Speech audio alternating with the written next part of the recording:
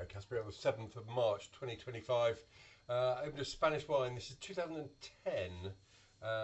La Viña de Andrés Romeo from Benjamín Romeo. It's a Rioja at 15%, and Romeo very much, I think, at a sort of a modernist in terms of the region. I mean, there's enormous renaissance happening in Rioja right now. And a lot of changes taking place, and Romeo was really, I suppose, at the forefront of that. But let's, without talking further about that, let's look at the wine. It's incredibly deep. I mean, it's completely opaque. Very narrow band at the rim. It's still sort of mulberry red in colour. I decanted this hour and a half ago. Opened it probably an hour before that. Let us have a look. So I say 15% on the back label. I've really got to go looking for the nose. It's certainly not streaming out of the glass, and it's quite a dry nose. It's not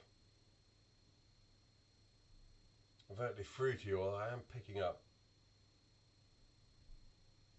sweetness of dark plum fruit.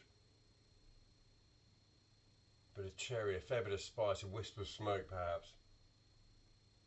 Bit of a summer pudding sort of effect, really, a sort of melange of berry fruits and a little sort of bit of leather.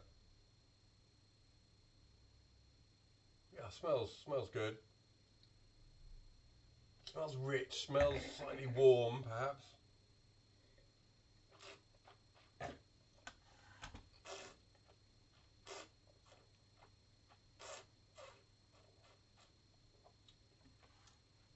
Well, there's structure right through this, and the tannins emerge quite quickly. They're fine grained, they're gluey, sticky, and it's fresh enough. You know, it tastes quite cool in the mouth. I wouldn't say there's sort of massive length to it. I've got to say as well, the bottle I've got here, I mean, it's empty, but it feels full. It's the stoutest glass. It's an enormous piece of glass, which I don't know if there's been such a sort of repercussions about people, how it doesn't make sense to put these wines in these heavy bottles, that it's ecologically unsound, environmentally unsound, but there's something dry herb note, like sort of dried sage perhaps.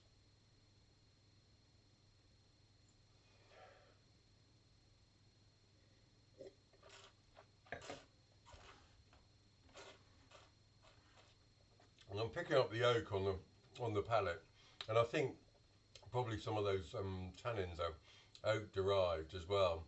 And it's got a cream-like sort of summer pudding creaminess to the fruit on the palate, but the tannin is quite dominant. And as I say, some of them feel as if they're quite wood, you know, come from the barrel rather than the fruit. Given the 15%, you know, yes, it's concentrated. It doesn't feel massively sort of clumsy, but at the same time, it doesn't feel massively sort of classy. It hasn't got enormous.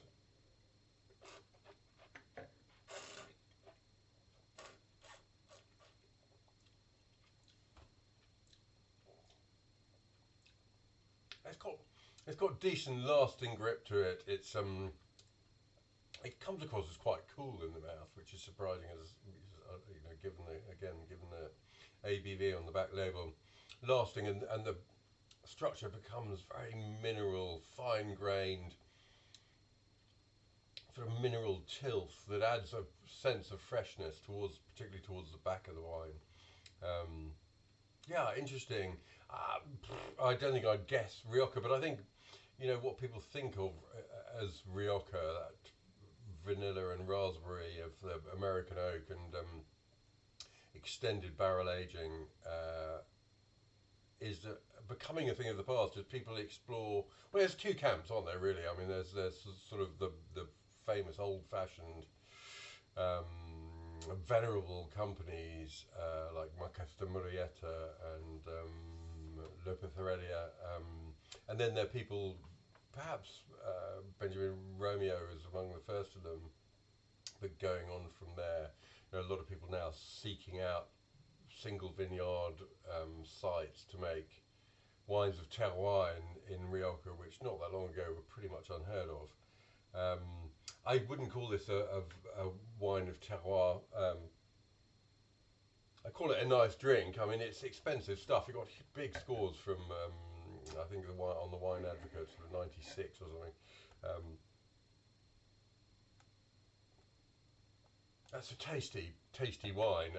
I think, given it blind in a tasting, I don't think I'd get Rioja, but yeah, I'm enjoying it. I think you want to be circumspect about how many glasses you drink at 15%, but there we go. That's been 2010 La Viña de Andrés Romeo from Benjamín Romeo. A big mouthful, big bottle, but a nice wine.